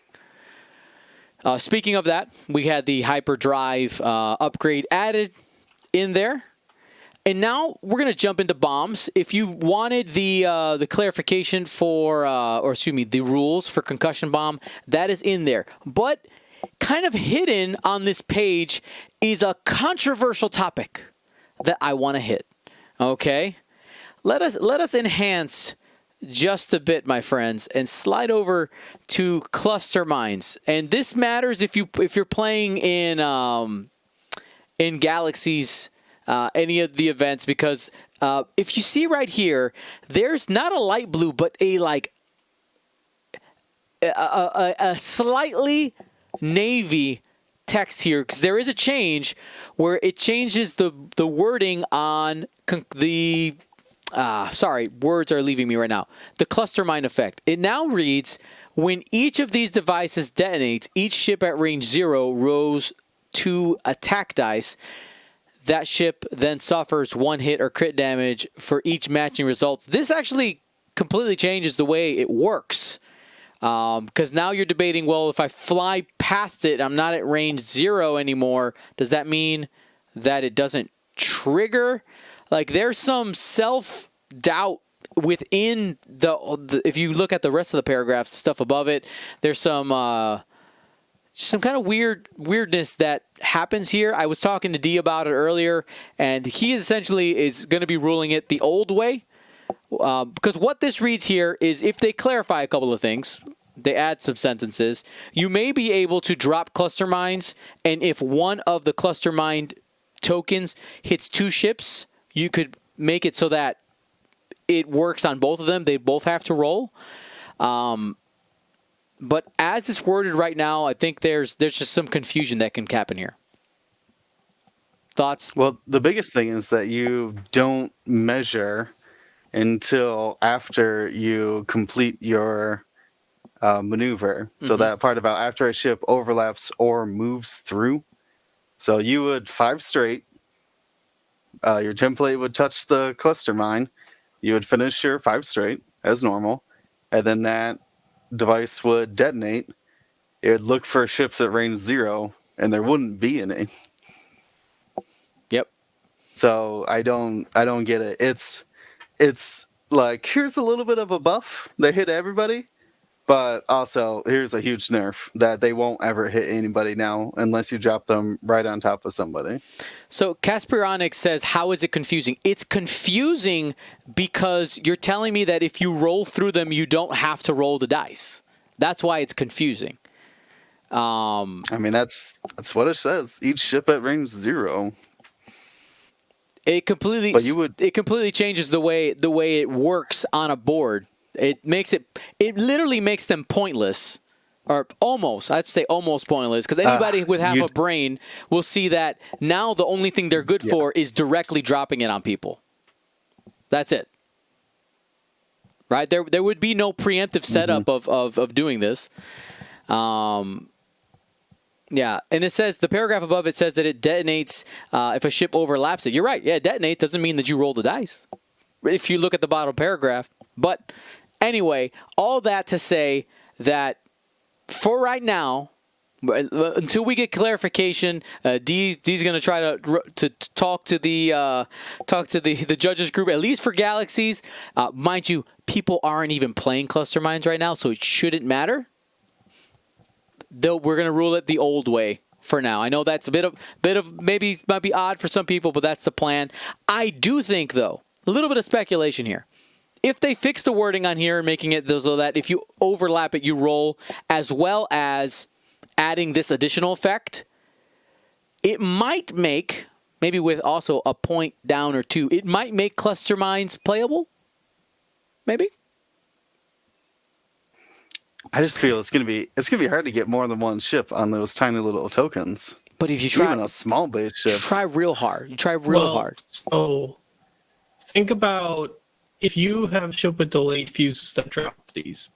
You're like, okay, let's say take the Separatist bombardment drone Hyena. You drop it forward, and then you do a maneuver that after putting a fuse on it, you do a maneuver that still ends up ending you on one of them, but the fuse is now gone. Now, let's say an enemy ship moves through it. If they move through the one that you are still clipping, it's each ship at range 0. So how normally when a proxy mine or mines in the past, you got to choose which ship takes the damage for the user of the bomb, it's just each ship at range 0 now. Mm-hmm. I mean, I agree. That's definitely a stronger effect, but Well, it could be it's not detrimental if worded. you count on the delayed fuses to save you only when you move through. But if you're still on it, then you're going to get damaged too. Yeah, It's super corner case, but it's already corner case enough to have multiple ships at range 0, besides just dropping right on top of people. Yeah.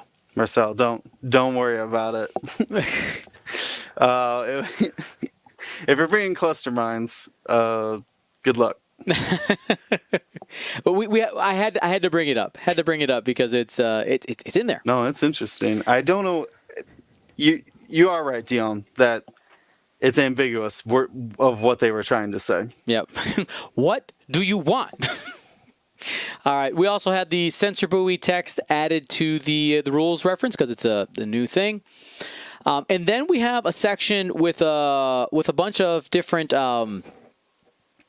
Q&As and errata stuff that has been added. This paragraph right here essentially is telling you that Holo works the way you've been told Holo works. This is the Holo paragraph saying that target locks the ownership of them is my token if it is following my ship. So while your Han Solo may have target locked Holo, that target lock belongs for effects that state your lock belongs to Holo, and she can do whatever she wants with it, like yeet it off to a friend. So that's essentially why that paragraph exists. And then we have some other Q&A things. Now, unfortunately, due to my schedule, I have not had a chance to look at this part of the Q&A section. Is there anything in here? Oh, sorry. This is the reason why I started on this one. I want to talk about this optional abilities clause, as this is the reason why I started here. There's a lot of debate happening around this section. So let me read the two questions that are here. So question, are optional abilities added to the ability queue automatically when they are triggered, or does a player make their choice by adding the ability to the queue? And the answer section, the first part says, they are added to the ability automatically. And I'm going to stop it there. So some people are reading this as saying, missed opportunities are gone from the game. Some people are reading it as, well, no, this is saying that when you are triggered, okay, when they're triggered. So that is one of the arguments that are going back and forth there. Now, I'm not giving my opinion yet. We're gonna get there because there's still some more to unpack here. Then you have the the optional abilities being put in the ability queue are basically saying that you don't, just because it's in the queue, you don't have to do it. These kind of work together. I'm going to first lean it off to you guys. What are your thoughts on this debate about missed opportunities possibly being gone from the game? I will have to note also that the missed opportunity statement was not removed from the other rule book. I have to put that out there. Go ahead, Will. I'm gonna agree with you that if the timing for your triggers is over and you have acknowledged that you are done triggering things and it's your opponent's turn, yes, you missed your opportunity to trigger the things. What I think this is preventing is the gotcha, or a portion of gotcha X-Wing that would be like, in their example, they talk about afterburners and fine-tune controls, right? So you can't just be like, after you do your fine-tune controls, be like, oh, this looks like a good spot to use afterburners. And your opponent can't be now, well, you never declared afterburners before you did your fine-tune controls, so it was never added to the queue. And trust me, if someone's bringing up the queue in a game of X-Wing, wow. That's usually a fast way to have a bad time. Yeah, you gotta start questioning things. But I mean, it is useful, like, to clarify things. But so no, you're still gonna have missed opportunities if you're past your triggering phase. That's my simple take on it. Anything else we want to throw into this section? I feel like it's pretty cut and dry. This is just saying that you do have a chance to do it, but I mean, if in a competitive situation, mind you, let me roll back. If you watch League Night, understand that during League Night, miss all the triggers you want. We can go back and do it. We don't care. We're specifically, I'm talking about the competitive sense where, like, you may have had an opportunity to do something, and that's the other side of this argument I do want to take, because a lot of people will be like, when we play, we're like, hey, you forgot to do your action. Go ahead and do it. Like, that's fine.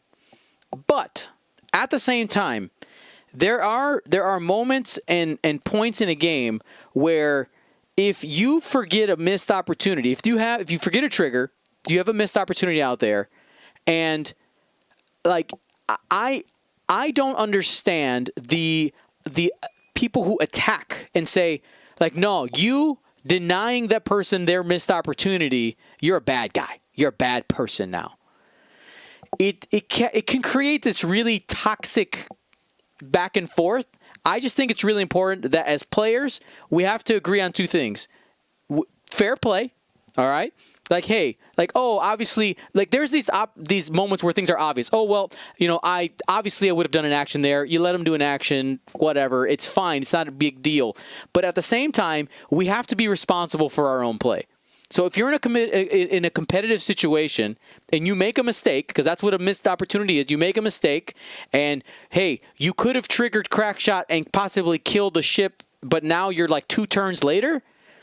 You can't go back and be like, oh, you're a bad person because you didn't let me trigger crack shot 2 turns ago. Like that argument doesn't fly. And I have seen those arguments out there, and please don't.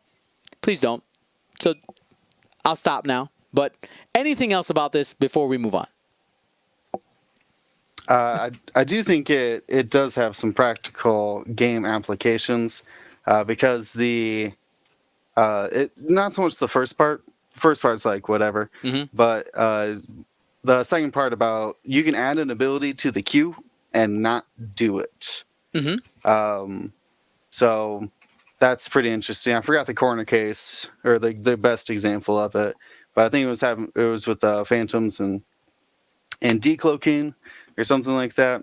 But essentially, you can be using their afterburners fine-tune controls things, be like, afterburners and fine controls are in the thing. Let me barrel roll with my fine tune first to see if I want to activate these afterburners, and be like, oh, no, I do not want to activate these afterburners. So it is nice to have that control again. Do you guys remember when they really restrict? I don't know how much it really affected the game, but when they really went like startup combat things have to be done in this order. It messed with like Ketsu and Torkel, things like that. Do you remember this? I do not. Well, they changed it. That triggers. It was something about how you had to trigger simultaneous things. Simultaneous triggers had to fully be triggered. I know that doesn't make any sense. I think wasn't this the introduction of the ability queue? Yes, I believe so. It was essentially like you couldn't tractor beam somebody into range 3 of Torkel because Torkel's ability was already checked before it would get into the queue, and that was at the same time Ketsu's ability was entered the queue but not actually resolved, so that ship wasn't actually at range 3.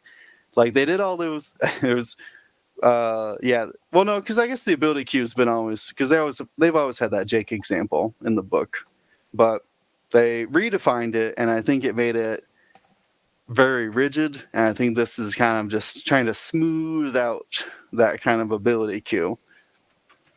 Don't be a jerk. It's limiting the potential for people to try and fast play through phases and end up in a situation where, they have an I6, you have an I5, your I5 has an ability that has a start of engagement trigger, but they're already getting ready to shoot with their I6, and they're about ready to roll dice, and they're like, wait, my start of engagement, and they can't just be like, hey, no, that's a missed opportunity. Well, you've never acknowledged that was a phase that we need to take a step in. You just started getting ready to roll dice with your I6. And a lot of people get into the mindset of like, oh, rolling dice, we're on to shooting and everything. And that fast play affects other people as well, and getting into the motions of starting to do things for the engagement phase. Yep.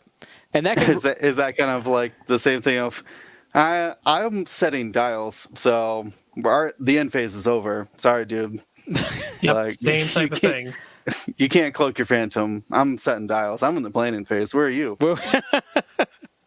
On vacation over here. Exactly. And then sometimes there's also the situations where you're not used to playing against somebody with bombs. Or let's say you're flying I-1s, right? So you're used to we're done with planning. All right, we go, but you're mentally skipping the system phase. It's all those situations, and the rule in general is don't be a jerk. Don't be a jerk. All right.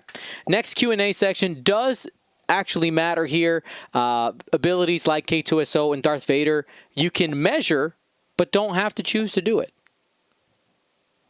Okay, so even if Vader has somebody in range, you take your range ruler and go, you're in range. Do I want to do this? You get the opportunity to choose. You don't have to if you measure. Clarification there. And then, oh my goodness, we have a bunch of added things here that we're not going to read to you right now. That's a whole nother day, because you know what time it is? Do you know what time it is, Marcel? I've been waiting like an hour and a half for it. So. It's list of the week time. All right, so we got 3 lists here that have been submitted to our Discord. By the way, you can submit them at any time, and don't worry, I'll go ahead. I'll make a separate video about that last page, because there's a bunch of stuff on there. Actually, we do have time for it. We don't have time for it today. All right. So right now, our first list comes to us from we're going to do the Republic one first. I think this is from Goose Squadron, Drew F. And they submitted Anakin Skywalker in the Delta 7 with CLT, Obi-Wan Kenobi with 7B, and a LAT gunship, the 212th, that is the generic with 7 Fleet Gunner. You're at 197 points. And Goose Squadron said in their brief, this is my first submission. I've had a lot of fun so far with this list. It hits like a truck. How would you improve the list? I actually like the list to begin with, and I'm on a lats roll today, so we're gonna try to make this a little bit better. But okay, so one of the things about Seventh Fleet Gunner that's going to, and you can tell I was so ready for this. Like that rules lawyering thing was driving me nuts. I live 20 floors up. The rules lawyering is not a good choice.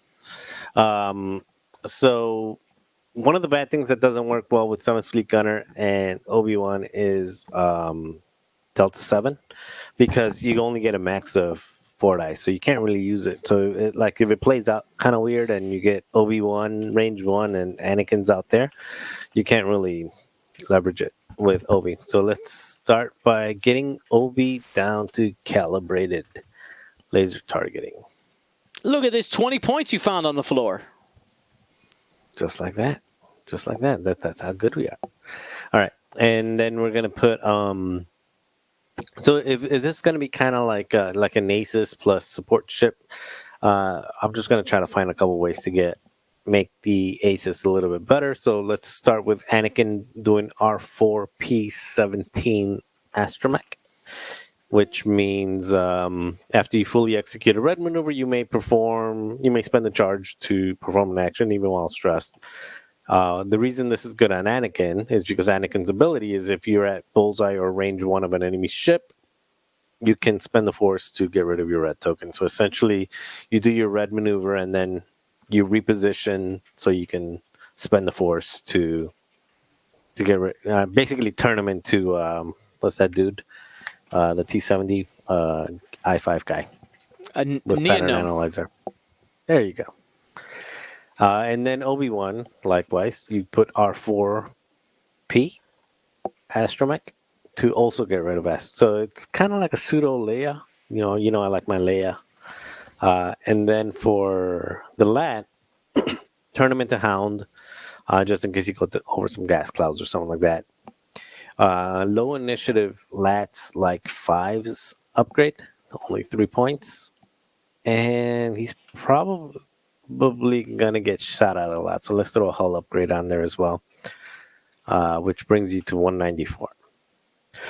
So now this is, I like I told you, Dion, sorry, but I've been working on this one because I like my lats. I like my lats. Like, you do the lats, the shoulders, and then you got the lats. But we're not gonna keep it like that though. This is like 1.5. Don't laugh at me, Will. I see you laughing back there. I'm entertained. How many versions we got today? How many tabs do I need? We just got one more. Okay. Because this one's coming straight for Ryan. Because Ryan had some funny things to say. About a certain words. Upgrade. All right, go. Do it. So let's switch out Anakin for Plo Koon. Because we need some extra points. We're going to need a little extra points for this. You found 24 points. Just like magic. All right. Now, actually, I don't like Hound anymore. Let's bring him back down to the 212. And we're going to leave the 7th Fleet Gunner on there. We're going to leave the hull upgrade on there. But we're going to upgrade from 5s to C3PO. Because while reinforcing is good, rerolling every single defense die is also good. So we're going to keep C3PO. And C3PO just happens to pair real well with a nice little upgrade that Ryan Steniszewski thinks is not very good, called multi-missile pods. So now you've got your arc turned into a 180-degree arc, and you can shoot 3 or 4 dice out of the front. And with 7th Fleet Gunner, the little bonus thing with Plo Koon and 7th Fleet Gunner is you move, you see 3PO, you get your 2 things, and then you take the weapons disabled from 7th Fleet Gunner. And people are like, oh, well, I don't mind landing on your bullseye because your weapon's disabled.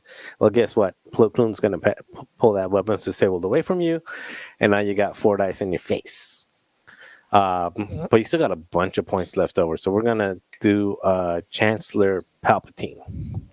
And get rid of those. We don't need those astromechs. Those astromechs are that's old stuff. We want some Chancellor Palpatine. So that leaves you at 195. So you got a pretty good bid. 2 initiative 5s. And a 93-point lat gunship. Oh God, that's all you need. You got so thick. Think about it.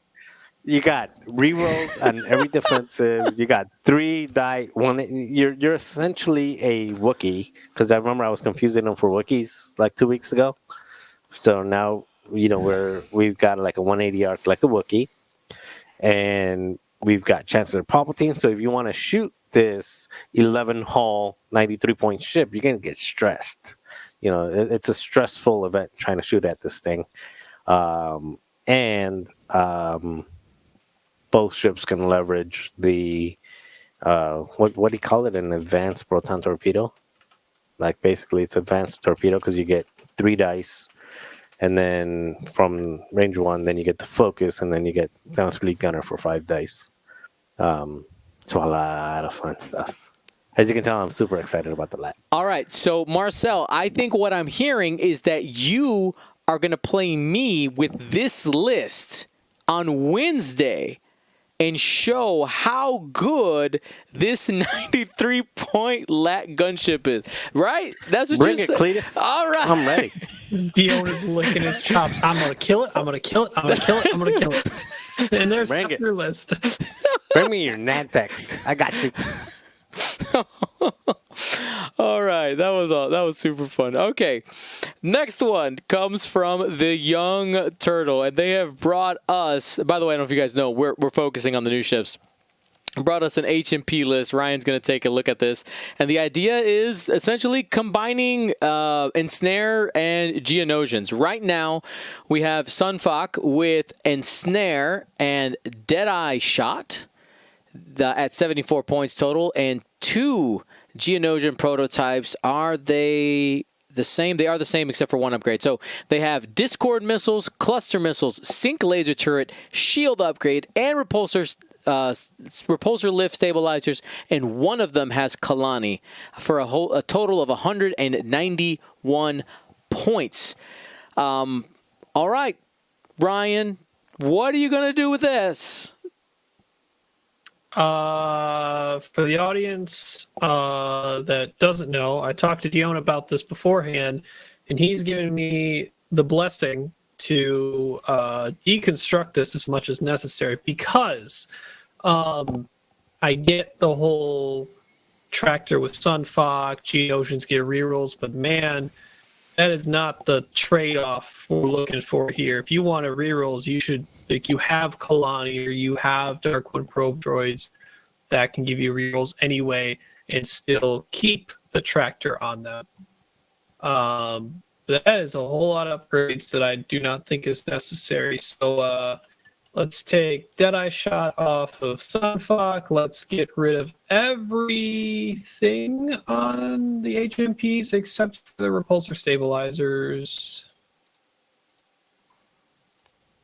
That's 51 points left. Let's go with... I guess I'm now thinking, like, all right, let's just at least keep Sunfuck on the list. But if we're getting rid of the entire basis of the Geonosian prototypes, do I want to go as far down the rabbit hole as I went before we started this? Yeah, we're gonna get rid of Sunfuck. Gone. Kaboom. Bye. But we're at least keeping one of these HMPs as Geonosian prototypes, so we're going to give it Tractor Beam. Because although their ability works with Tractor Beam tokens, it is still a good Tractor Beam carrier. So we are going to make one of those have Tractor Beam Repulsor Lift, and then we're going to turn the other one into a Pactoid drone so that it regains the payload slot and make it Dark One probe droids. And it looked like this person liked Discord missiles, so we're going to have 3 vultures with grappling struts and Discord missiles. leaves us with 42 points. And we're going to make one of those a Hyena bomber. Plasma torpedoes. Plasmas. And let's see. I do like the HMPs with energy shell charges. So we're going to make the Bactoid drone have that. Leaves us 3 points. So let's throw those nice new concussion bombs on the Hyena. Wraps up at 200. Okay, I think I missed something at some point. All right, can you read off what you have, and then I'll update it on my side? I have Geonosian Prototype HMP with tractor beam and repulsor stabilizer. Bactoid drone with energy shell charges, Darkwind probe droid repulsor stabilizer. 3 Trade Federation drones with Discord missiles and grappling struts. And 1 Hyena bomber, Techno Union bomber with plasma torpedoes, concussion bombs, and landing struts. Got it. All right, cool. So there is your final squad. Young Turtle, hopefully you understand. Now, let's just talk basically times 2. Take 3 ships times 2. Add a bunch more ships. Not that I can't see Sunfok being effective in some sort of probably 4 ship list. I don't know if I'd make it 3 with that. But going that hard in on the tractor Geonosian prototype effect is not going to yield good results. Awesome. All right. So, Young Turtle, hopefully that helps out. And last but not least, we have William's list that he's going to take a look at. This one comes from Brody Rules. And it says, I'm trying to crack the gimmick of Agent Terex. Yes, the Psy Shuttle Agent Terex. Have fun with this one, Will. Putting Deadman on Tina seems like a good way to boost Quick Draw's offensive output. Right now, we have Agent Terex in the XI shuttle with automated target priority, rigged cargo chute, deadman switch, and inertial dampeners. Remember, Agent Terex can pass those illicit slots to friendly ships during setup. TN3465, lovingly referred to as Tina, with automated target priority. Quick Draw with Proud Tradition, Pattern Analyzer, Special Forces, Fire Control System, and Shield Upgrade. And then Backdraft, naked, because that's the best backdraft you can have, at 199 points. This is certainly the puzzle. I think we're trying to build 2 puzzles at the same time, but why not? Let's go with it. I think you do. I would normally put Deadman, Tina, and Inertial Dampeners Quick Draw in 2 different lists, but hey, why not? I was speaking of rules, Lauren, double checking. I remember the Srako, or what's his name? Whatever. The guy with the horn, and he flips your upgrade cards. They stopped him from being able to put rigged cargo chutes on small base ships, and I believe that rule still applies. Yep. So you can't actually put, you can't fly over somebody with quick backdraft and then drop a rigged cargo chute on them. Wah, wah. So we're gonna drop that. We're also gonna drop automated targeting priority. We're just gonna basically clean up the upgrades and just start fresh and see if it see how many points we have. So we're keeping inertial dampeners for Quick Draw. We're keeping Deadman Switch for Tina. We're gonna drop automated targeting off of Tina, and also the shield upgrade off of her. I'm not paying 8 points on something that I'm gonna. It's designed to die. Yeah, I'm not gonna do that. I'm also gonna drop. I personally don't like shield upgrade on Quick Draw. I get it, but like, it's 6 points. That's a bit unnecessary.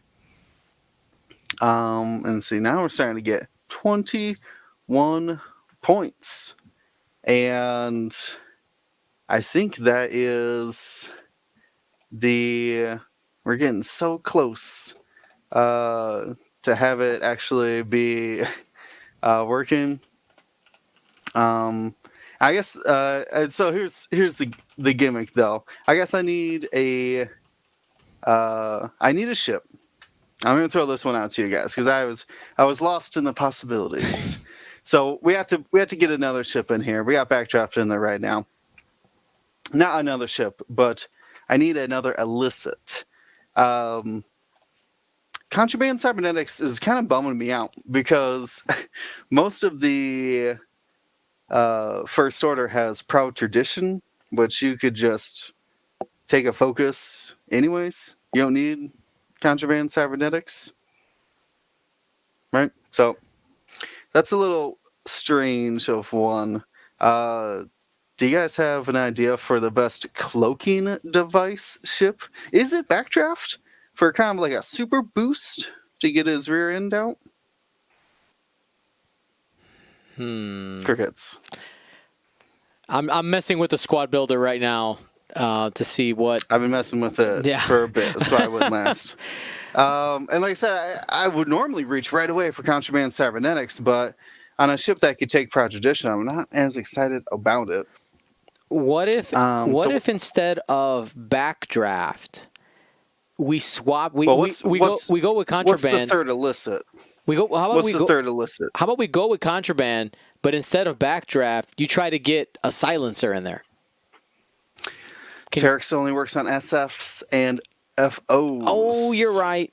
Wrecked. Yeah. Never mind. That would be cool, wouldn't it? This is the same rabbit hole I went down. Same rabbit hole I went down. Well, what we're going to do then is give... oh, no, you can't do that either. Because Backdraft is at 4. Yeah, I've been really stumped by this one because I'm trying to work with that third, just getting the most out of Terex for fun. Mm-hmm. So let's just go the fun route. Let's go cloaking device and Backdraft, and then we can put on the things I didn't like. We can put the shield back on, quick draw, and you know what? Let's get that Backdraft moving. Well, he get afterburners and Proud Tradition. Nice. Oh, do you Proud Tradition a lot with Backdraft? I guess not. No, you're better off with Backdraft. Yeah, for the opening joust. I'll crack shot you and you'll never see my face again. Yeah, pretty much. Then, sure, give Terex Proud Tradition too. Proud Tradition's all around. They got red stops, right? You're probably coordinating quick draw. Everybody's so proud. All right, so we ended up with so proud. Agent Terex with Proud Tradition, cloaking device, dead man switch, inertial dampeners, TN with no upgrade, quick draw, Proud Tradition, panel analyzer, special forces gunner, fire control system, shield upgrade, and then Backdraft with crack shot and afterburners. Now, Will, would you say, so I know that Brody Rules was looking for, like, man, I'm trying to find the meta breaking thing. We kind of already said that we don't think Agent Terex is very competitive. I think for the lulz, I think it looks like it could be a lot of fun. But is there something... Let me just ask the question. Is Terex competitive, yes or no? No. The pilot? I don't see the standout illicit right now.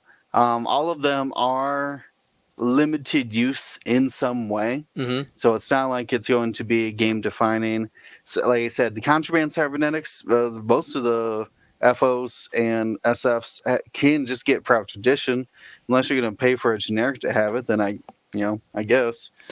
So I just don't see it. I do want to say real quick, though, the one thing that could happen, maybe just today is not Terex's day. Because one thing that we do have to watch out for is that as more illicits are released, more possibilities exist. We don't have that super sweet illicit that is like an obvious, like, well, duh, that makes this amazing.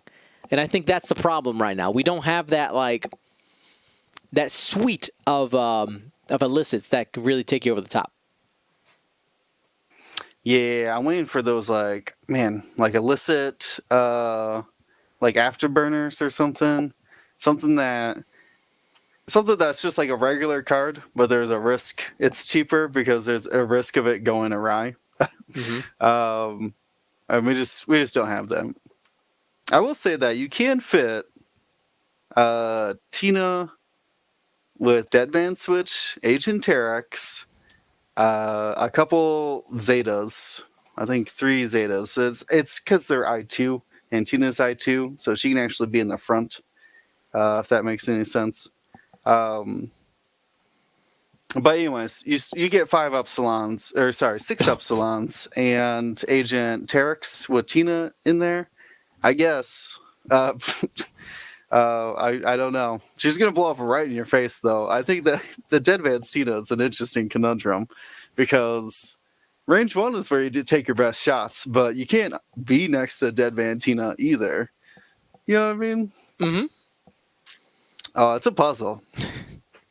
It sure is. Well, I want to say thank you to everybody who joined us today. You guys got 40 minutes extra of podcast. Thank you for hanging out. And, of course, thank you to the gentleman for being able to stick around. Want to remind you that today's episode was brought to you by our new Ghosty shirts here, available through the end of October. So get yours now. If you got ghosts in your dice or want to keep the dice stuck in a hip bag, a.k.a. fanny pack, if you're American, it's not offensive. But you can go ahead and get yours now. By the way, they do come in kid sizes and adults. So if you want to do a daddy and me, mommy and me, whole family of ghosts. Actually, I ordered a whole full set for my family for funsies. So that should be a good time. Get yours now. Use the coupon code GHOSTFAMILY for 25% off the shirts.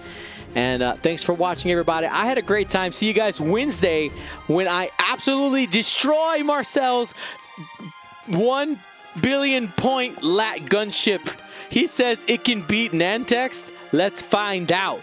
Let's go. Gold Squadron. Don't bring Nantex. You said it. He said, look, you're backing away from what he said. Okay, I get you. All right. Honestly, bring what you want, baby. I got you. I don't bring know. what you want. It'll bring be, what you want. It'll be fun. Whatever it is, it'll be fun. Have a good time, everybody.